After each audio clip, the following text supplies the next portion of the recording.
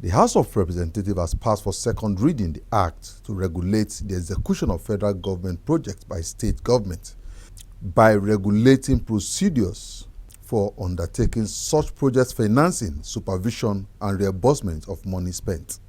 The bill was sponsored by Honorable Remande Shawalu from Taraba State, as it traced the historical evolution of Nigerian state, where the federal government has been the major driving force behind infrastructural development of the country.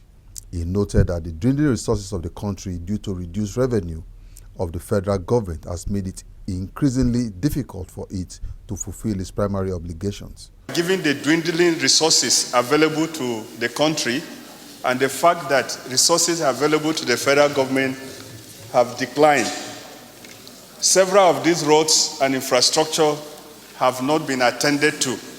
They are in several different states of disrepair across the country. Lawmakers decried the challenges faced by the states in its efforts to take on the task of fixing these abandoned projects, which are domiciled mostly in their immediate environment. I think this is one bill that we set out very, very clearly. If you want to embark on either a road or any repairs or whatever project, there must be clear process that you must follow.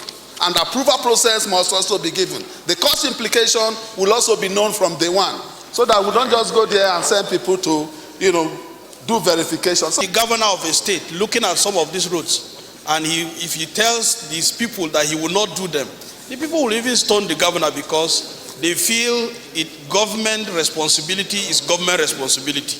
Whether you want to share it to say it's federal government responsibility or state government responsibility, they believe that government must come to their aid whenever an infrastructure has failed.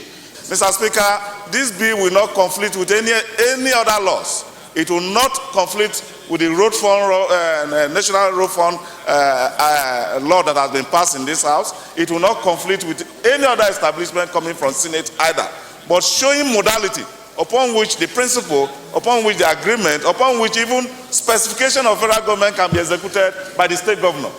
Because formally the state government probably you use their own specification to execute federal government road, which is not in tandem.